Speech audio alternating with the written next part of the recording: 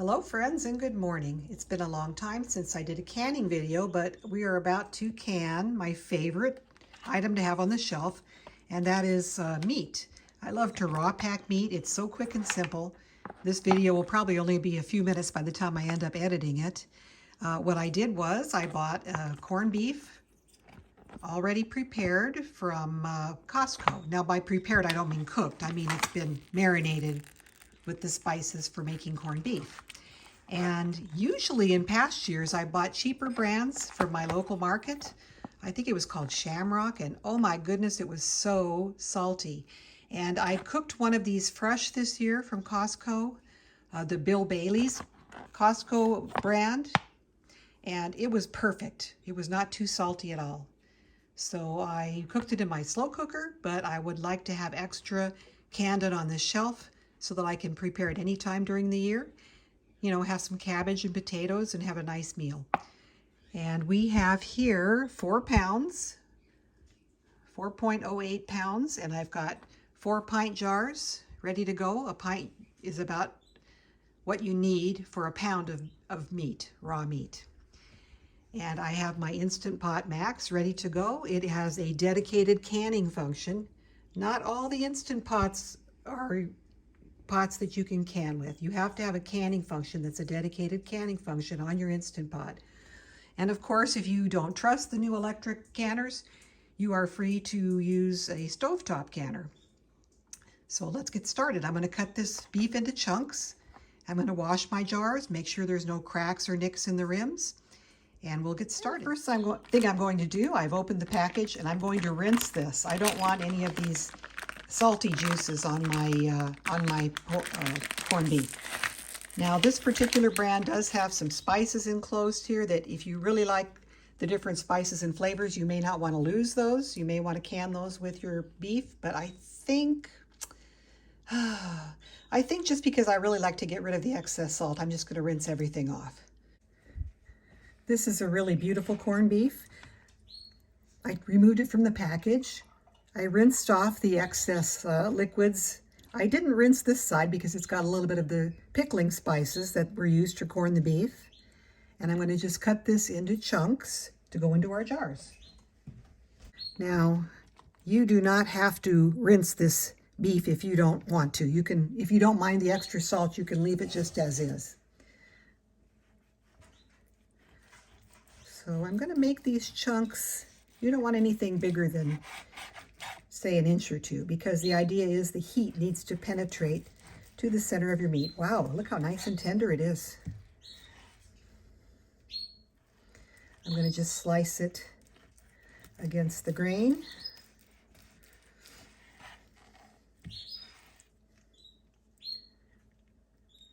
I think a couple more cuts will do it.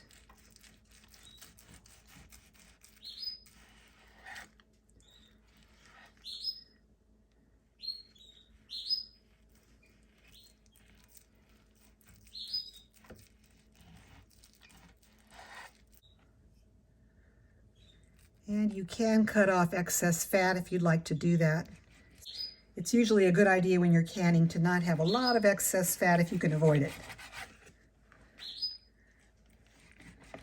Some fat is fine. Fat is flavor. But you know, I don't think I need that in my can. So I'm going to just discard that.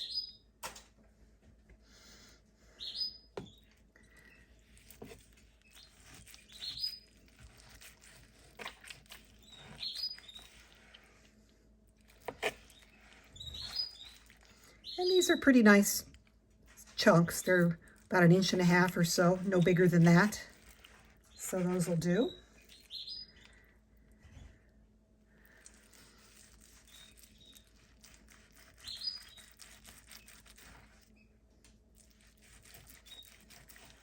The nice thing when you do this in your slow cooker in one big piece, you can have slices to make sandwiches. It's a little more difficult, you know, although it all tastes the same. But it's a little more difficult to have a nice big slice for a sandwich when you've got it chunked in 1.25 inch, 1.5 inch cubes. Now this side is a little thicker, so I am going to cut this side in another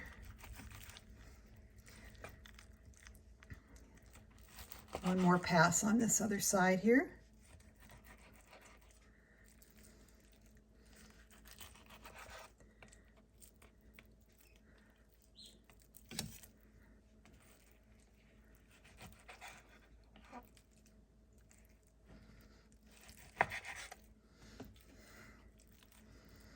I love to can, just knowing that I'm going to have 4 meals ready to go on my shelf.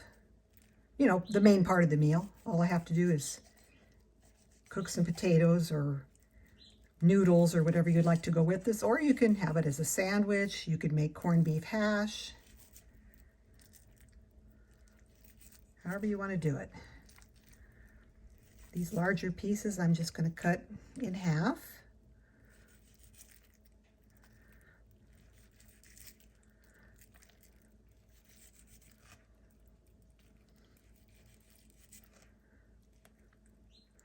And that's about it. Okay, we'll get these into the jars and we'll get them into the canner. It's as simple as that. Okay, we have our 4 clean jars here. They don't have to be preheated. We're raw packing. We're starting with cold beef, so it can go into just room temperature jars. So I'm going to just distribute this meat equally in between the jars here.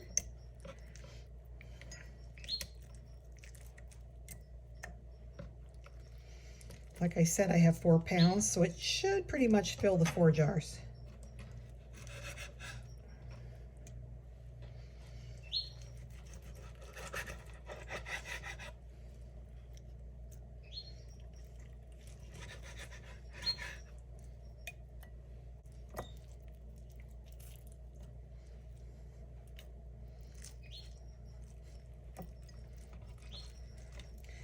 I absolutely love raw packing meat. It is such a small investment of time and such a wonderful product to have available.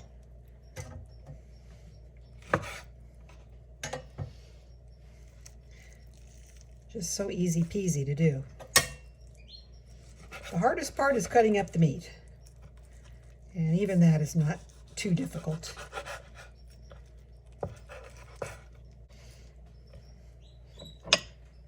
Okay, now just a disclaimer. The USDA does not approve of canning this type of meat. The USDA does not approve of canning corned beef or ham or bacon or any kind of a cured meat because there's a density issue and they've never tested it. So it's possible that denser meats might require a longer cooking time. And what I'm going to do, normally you would cook pints of beef like this for 75 minutes, and I'm going to let these go for 90 minutes, the same time that you would do quarts, just to be on the safe side. I know it's a salty product. The likelihood of it having any issue is remote, but as long as there is a chance, not even a likelihood, but just a chance, I don't want to take that chance. I don't like to play Russian roulette. So just to let you know, if you're hesitant about canning something that's not USDA approved, this is not.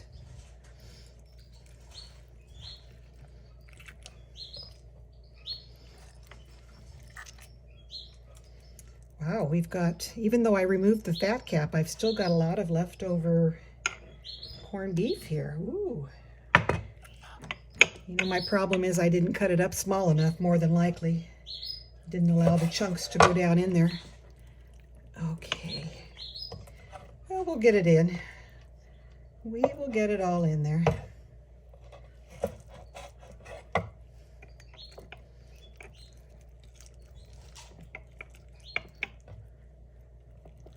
I've got a few little, you don't want to have pockets in your can if you can help it. That's why they really want you to pack down your raw meat when you're raw packing.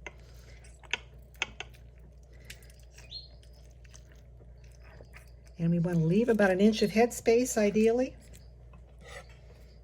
I just have a few more chunks here to add. Let's see.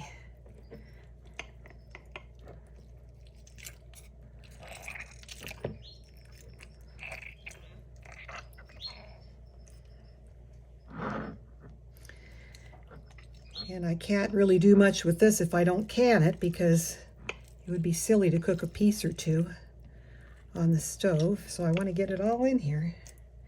Okay, we've just got one more piece. I'm going to cut it in two small pieces, and I think we'll be about ready then.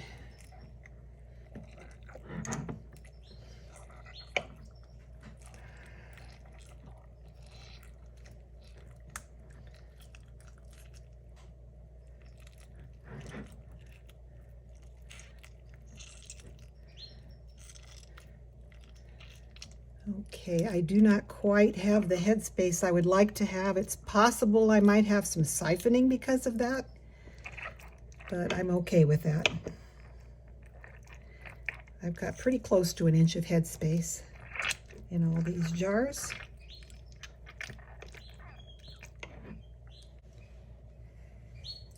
Now we're going to take our moist towel.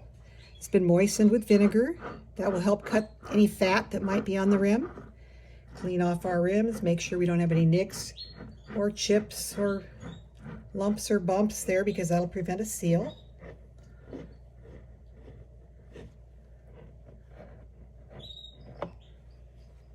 And we've got our brand new lids here.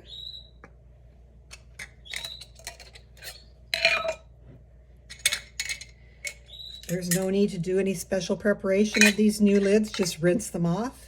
Everything's going to be sterilized in the pressure canner. And we're going to screw the rings on finger tight, not too tight, or else you don't have the ability for the air to come out of the jar and to produce a vacuum seal. So just tight, but don't overly crank it on there too much.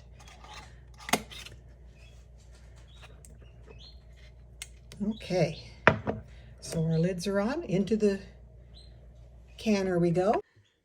All right, so I have my canner. This has a dedicated canning function, as I mentioned before. I know there's a lot of people that don't like the electric canners and don't feel that they're safe. So if you're one of those people, go ahead and feel free to use your stovetop canner. But I'm very comfortable with this machine. So I'm going to get I've got a rack in there. We need water sufficient enough to come 1/3 to 1/2 of a way up the jars. That's per my instructions. And the water does not need to be preheated because we're doing a raw pack.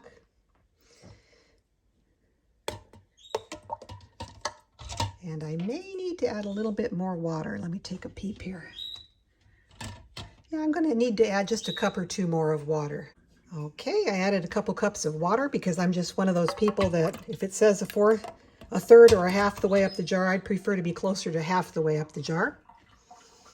This is what happens when you put the lid on and you've got it in the proper place. You'll hear that little musical sound, unless you turn off the sound on your machine, but the default is to have that musical sound. Alrighty, then we've got the time of day, and we're going to use the canning function. So the temperature inside is monitored by this machine, 250, and I'm going to cook these for 1 hour and 30 minutes. So I'm going to go up on the time with my dial. Like I said, it's just a little extra precaution, and it won't hurt my corned beef. It might make it a little more tender, as a matter of fact. We're going to have it on max pressure for canning. And this is set to vent naturally, so it's not going to be any kind of an instant release, because you want the canner to come up to temperature and pressure slowly. And the same thing when you're finished with the cooking process, it's going to come down slowly, and that'll prevent any siphoning in your jars, hopefully. Now, when you set your Instant Pot up, they're going to ask you your altitude, and you put your altitude in, you program it in. I've already programmed it into my pot, and I haven't moved since I've programmed it, so we're good. So then we're just going to hit the start button. And you can see the temperature inside the canner, 74. Once this comes up to the proper pressure and temperature, it will automatically vent. You don't have to worry about the venting process. It'll time itself down. When it's done, it'll release pressure naturally.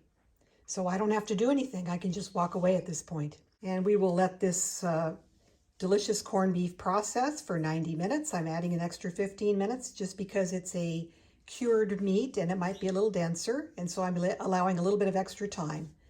So we'll be back when this is through processing. I recently retired after 40 years as a critical care nurse, and I have a little bit of interesting trivia to share with you. When I was in nursing school, we learned a rule of thumb, and that rule was a pint per pound the world around.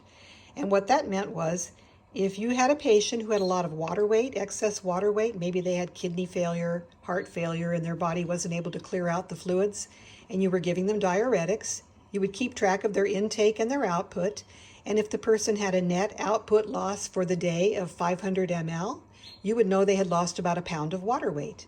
If the person had lost about 1,000 ml, which is the equivalent of 2 pints or a quart, then you would know they had lost approximately 2 pounds of water weight. So just a little interesting bit of trivia for you from the world of medicine.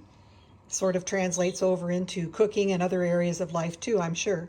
So when we are canning, the kind of rough rule of thumb, a pint per pound. So a pint of meat, a pint jar will hold about a pound of meat. So there you go. Okay, my processing time is up. I've already removed one from the canner. I almost forgot to record this for you guys. But they're looking delicious. A couple of them have already sealed. Still bubbling in the jars, so that's good. So this looks like a successful canning session. I believe all these jars will seal. If there is any problem where they don't seal, all you have to do is just put the product into your refrigerator and it'll keep, you can keep it in there 3 or 4 days and eat it up first. But I think these are going to all seal. They look pretty good. Okay, take care. We'll talk to you all again next time. Bye-bye.